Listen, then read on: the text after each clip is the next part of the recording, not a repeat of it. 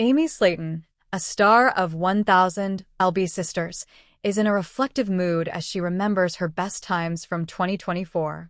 Amy and her siblings, Tammy Slayton, Chris Combs, and Amanda Halterman, have all changed a lot since they lost weight and took charge of their health.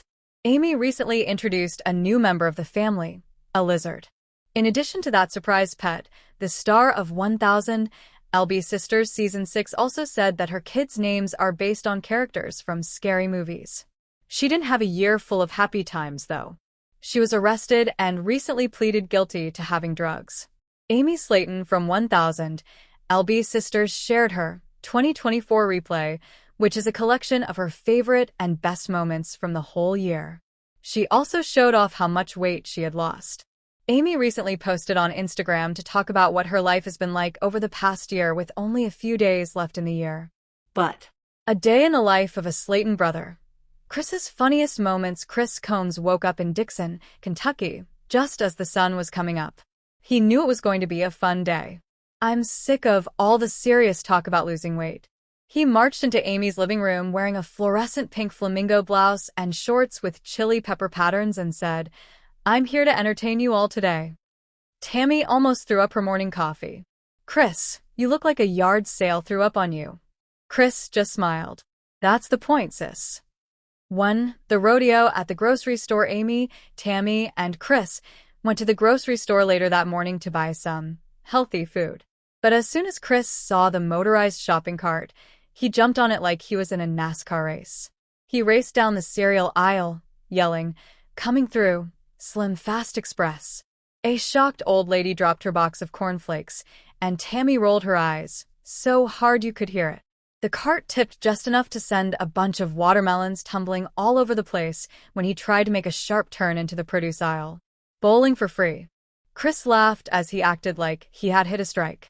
2. The disaster in the kitchen. Chris said he was going to make the healthiest low-calorie spaghetti in history when he got back to Amy's house. He put on a chef's hat, which was clearly just a pillowcase tied with a rubber band, and started talking like he was on a cooking show. First, boil the pasta. Step 2. Dump the full box, plastic and all, into the pot by mistake. "Chris," Amy yelled, "first you have to take off the cardboard." Chris quickly replied, "Cardboard adds fiber, duh." 3. Do you want to work out or do stand-up comedy? They worked out as a family in the afternoon. Chris's trainer told him to do some squats. He groaned loudly the first time. "You all better call 911. My butt's going to fall off." Then, while doing yoga, he tried the downward dog position but rolled sideways into Tammy, knocking her over like a bowling pin. They both just lay there and laughed till their tummies hurt. 4. Chris versus the scale. The last thing that happened that day was the weigh-in. Chris stepped on the scale, squinted at the number, and said, "That can't be right. It's clear that this thing is broken. I probably gained 10 pounds for every chili pepper I ate last week." Chris dramatically clutched his chest like he was in a soap opera when the nurse said the reading was correct. "This is it, everyone. Tell my wife I loved her and my donuts that I will miss them." Amy and Tammy both agreed by the end of the day that Chris might not always be the most serious, but he was definitely the one who made everyone laugh the most, even if that meant the business had to stop him from using the motorized carts again. But it was a clear Saturday morning in Dixon, Kentucky, and the Slayton sisters, Amy and Tammy, were already awake and making plans. Amy had been talking about getting over her fear of driving for weeks. She was determined, even though the thought of getting behind the wheel made her palms sweat and her stomach turn. Tammy, on the other hand, wasn't too excited about the idea. She was mostly worried that Amy would hit the gas pedal too hard and send them flying into someone's mailbox. Tammy, who was in the passenger seat, teased Amy as she changed the rearview mirror, saying, "Girl, if you crash, I'm haunting you." "Tammy, stop. You're making me much more nervous than I already am," Amy answered, gripping the wheels so tightly that her knuckles turned white. Their first drive was a sluggish creep through the neighborhood. Amy stopped at every stop sign as if she were waiting for a presidential motorcade to go by. Tammy was proud of every careful turn, even if she never said so out loud. The sisters went home after their driving lesson to get ready for the big family dinner. Tammy yelled at Amy for putting too much seasoning on the mashed potatoes, and the pans and skillets were all over the place in their kitchen. Grandma Darlene was bringing her famous green bean casserole, and their cousin Amanda had promised to make pie from scratch. Tammy kept saying that Amanda's crust was as dry as her personality. The house was full of laughter, the smell of roasted chicken, and the sound of siblings fighting, which made everyone feel at home. Amy felt the warmth of the moment. Driving had scared her, but this, being with family, was her safe place. The next day, the town's annual charity 5K race was a whole new challenge. Amy and Tammy didn't plan to run, but they had signed up for the walk category. Tammy was sure that her wheelchair would give her an unfair advantage, so she decided to walk the first quarter mile. They started off well, making jokes and talking to other participants, but by the halfway point, Tammy said she was sweating in places she didn't even know could sweat.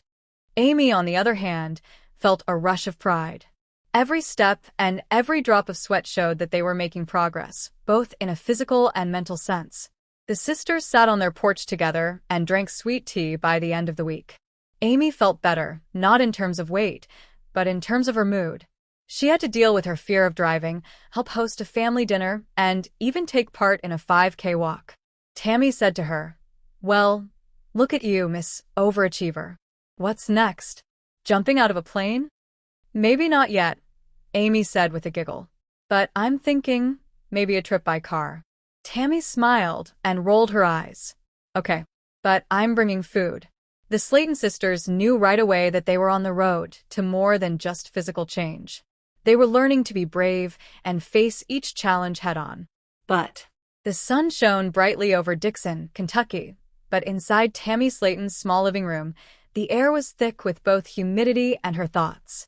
She sat in her favorite chair with her phone in her hand and read articles about bariatric surgery. No smoking, no vaping, and no nicotine for at least 3 months before the surgery was written on every page. Tammy's fingers tightened around the vape pen that was on the side table. A year ago, she picked it up and told herself it was healthier than smoking. At first, it seemed safe to smoke a little bit here and there to calm her down. But now that her surgery date was getting closer, the habit felt like a chain pulling her back. Amy, her sister, came in with 2 iced coffees, one for her and one for Tammy. Before she even put the drinks down, she saw that Tammy's face was cloudy. "What's wrong, sis?" Amy raised an eyebrow and asked, "Did you just watch a scary movie?" Tammy let out a sigh. "It's the vaping, Amy. I heard that if I don't stop now, they might call off my surgery. I don't want that to happen because I've worked so hard, but I don't know if I can stop." Amy leaned forward and spoke in a calm but firm voice. "You can. This is just one more mountain to climb. You've quit other things before. Imagine leaving that hospital feeling better, lighter, and free. That's more valuable than a puff." The next week was full of temptations. Tammy paced the living room during TV commercials, trying not to reach for her vape.